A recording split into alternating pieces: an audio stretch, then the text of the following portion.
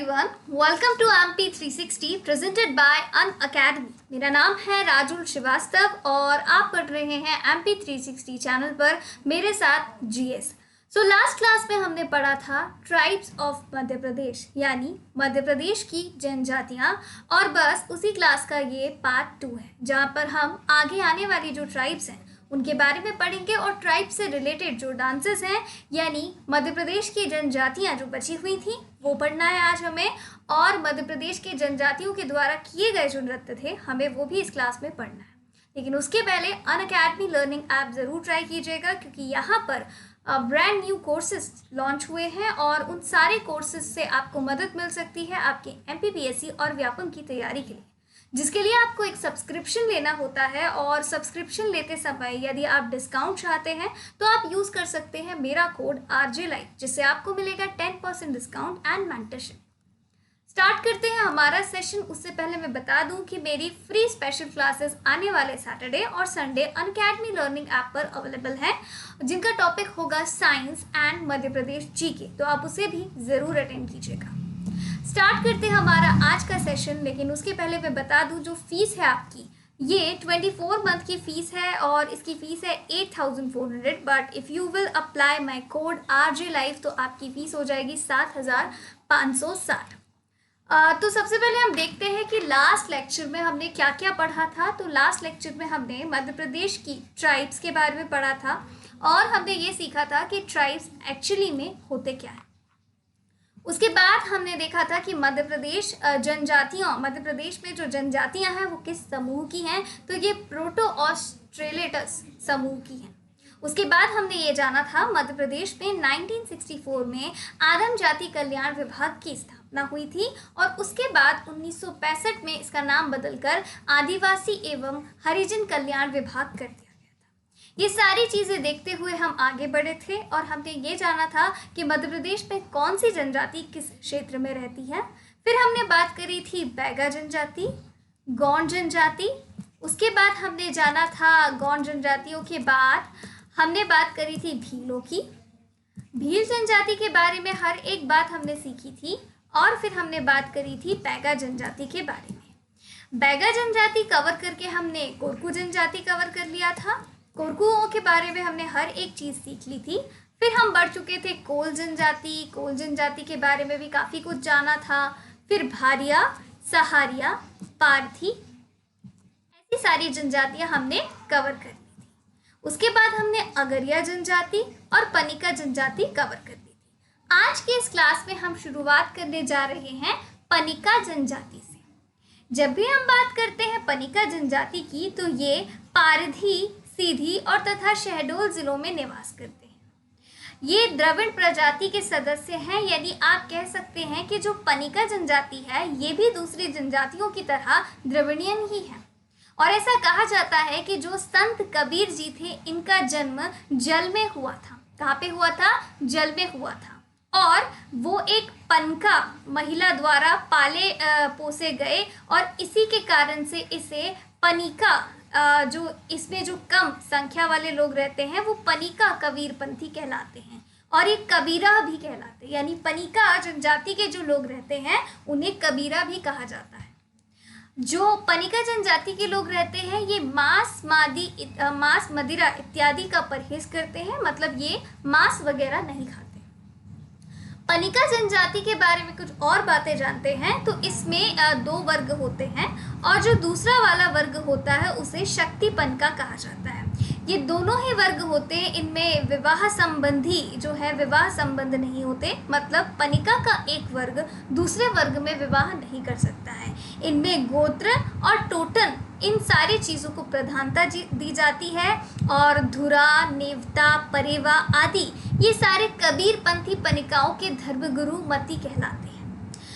हम बात करते हैं यदि कट्टर कबीरपंथी लोगों की, तो ये देवी देवताओं को नहीं पूजते हैं, लेकिन ये शक्ति पनिका जो होते हैं वो देवी देवताओं की पूजा करते हैं। यानी पनिका का एक समूह देवी देवताओं में बिल्कुल भी यकीन नहीं रखता है, एक दूसरा समूह जिसे हम शक्ति पनिका कहते हैं और ये देवी देवताओं की पूजा करते हैं।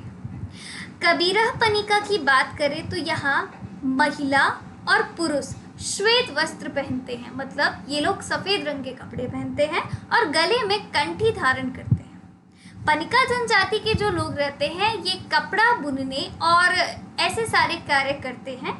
इनमें एक उरौन की बात करें तो ये सीधी, शहडोल और अनूपपुर जिलों में निवास करती है जनजाति, जिस जनजाति का नाम है उरौन जनजाति। ठीक है, उरौन जनजाति की भी उत्पत्ति पनिका जनजाति की ही तरह द्रविड़ से मानी गई है और दक्षिण भारत से आए हैं।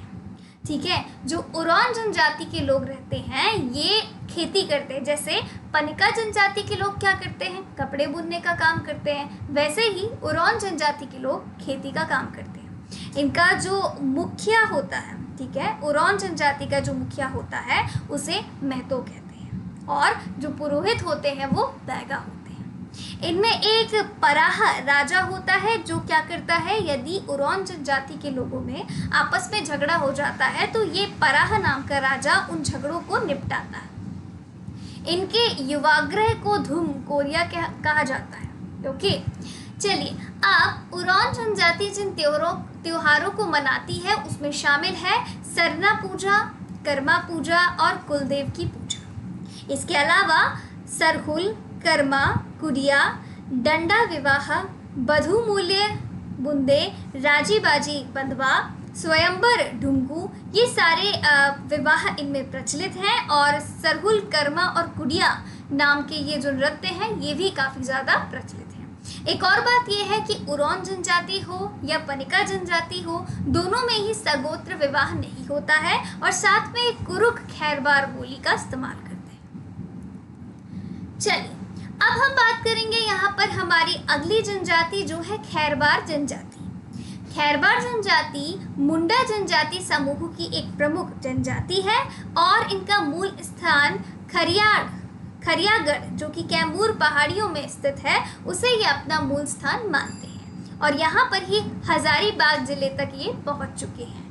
हम बात करें छत्तीसगढ़ के बिलासपुर की, मंडला, सरगुजा और विंध्य क्षेत्र में कत्था निकालने वाले खैरवारों को खैरुआ भी कहा जाता है। मतलब ये इन सारे इलाकों में कत्था निकालने का काम करते हैं और जो खैरवार कत्था निकालने का काम करते हैं उन्हें खैरुआ कहा जाता है।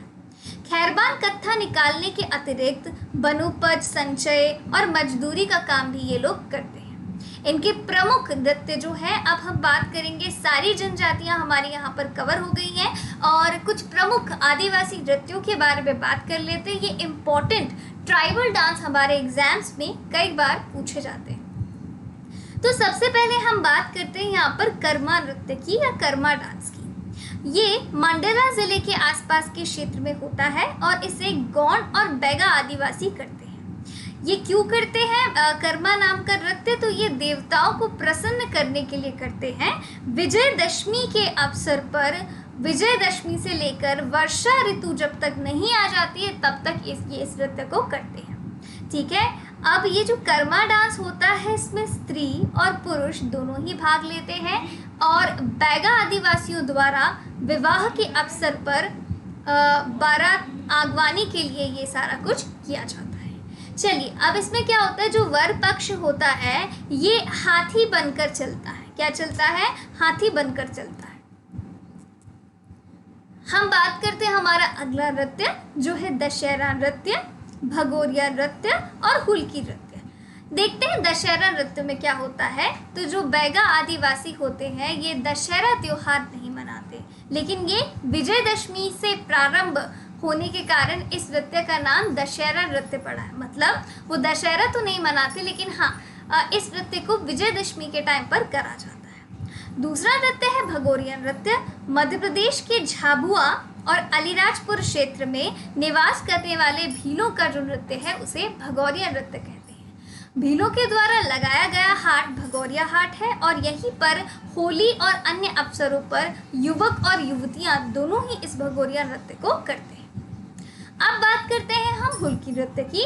तो हुल्की पाटा मुरिया आदिवासियों में प्रचलित है और इसमें लड़के और लड़कियां दोनों भाग लेते हैं और ये जो नृत्य होता है ये सवाल जवाब के रूप में होता है।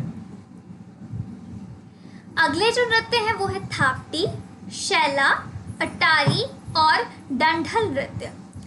थाप्टी नृत्य में क्या होता है, जो कोरकू रहते हैं ये पारंपरिक लोक नृत्य करते हैं और युवतियों के हाथ में चिरकोरा बाद होता है, जबकि युवकों के हाथ में एक पंछा होता है और झांझ नामक का एक वाद्ययंत्र होता है। हम बात करते हैं शैला नृत्य की। तो ये शुद्धता जनजातियों का नृत्य होता है और आपस में प्रेम और भाईचारे का प्रतीक होता है। यह नृत्य दशहरा से आरंभ होकर पूरी शरद ऋतु तक चलता है। ओके, और ये जो शैला नाम का नृत्य है यहाँ पर केवल पुरुष ही हिस्सा लेते हैं। ओके, चलो अगला नृत्य है अट्टारी नृत्य। अट्टारी नृत्य जो है ये बघेलखंड के जो भूमिया बैगा होते हैं इनके द्वारा किया गया नृत्य है और इसमें पुरुष के कंधे पर 2 आदमी आरूढ़ होते हैं। डांठाल नृत्य में कोरकू आदिवासी करते हैं और इसमें एक दूसरे पर छोटे छोटे डंडों से प्रहार भी किया जाता है। चलिए, भाडम नृत्य, सेतम नृत्य और सलहुन नृत्य, ये भी तीनों प्रमुख आदिवासी नृत्य हैं। भाडम भारिया जनजाति के लोग विवाह के अवसर पर करते हैं। सेतम नृत्य भी भारिया महिलाएं करती हैं और हाथों में ये मंजीरा लेकर 2 दल में इस नृत्य को करती हैं और पुरुष जो होते हैं ये ढोलक बजाते हैं। सरहुन नृत्य की बात करें तो ये उरौन जनजाति के लोग करते हैं और अनुष्ठानिक नृत्य है सरहुन नृत्य। ओके, तो ये था हमारा सेशन और इस तरीके से आपका जो चैप्टर है ट्राइब्स ऑफ मध्य प्रदेश यानी मध्य प्रदेश की जनजातियाँ, ये पूरा चैप्टर कंप्लीट हो चुका है और साथ में हमने ट्राइबल डांस यानी आदिवासी नृत्य वाला पोर्शन भी कवर कर लिया है। बाकी कंप्लीट सिलेबस के लिए आप जुड़ सकते हैं अनअकैडमी लर्निंग ऐप से और सब्सक्रिप्शन लेंगे तो आपको MPPSC, MPSI और व्यापम से रिलेटेड सारे एग्जाम्स की प्रिपरेशन एक ही सब्सक्रिप्शन में मिलेगी। तो सब्सक्रिप्शन लेने के लिए यूज़ कीजिए मेरा कोड RJLIFE जो दिलाएगा आपको पूरे 10% का डिस्काउंट। सब्सक्रिप्शन की फ़ीस 8,400 रुपये पर RJLIFE कोड अप्लाई करने के बाद 7,560। ओके, स्पेशल क्लासेस मेरी अवेलेबल है सैटरडे और संडे, आप उन्हें बिल्कुल अटेंड कर सकते हैं। And that is all. Thank you so much guys. MP360 channel subscribe कीजिए, शेयर कीजिए and don't forget to press the bell icon. And class पसंद आई हो तो ज़रूर लाइक कीजिएगा। Okay, bye bye, take care, all the best, let's crack it.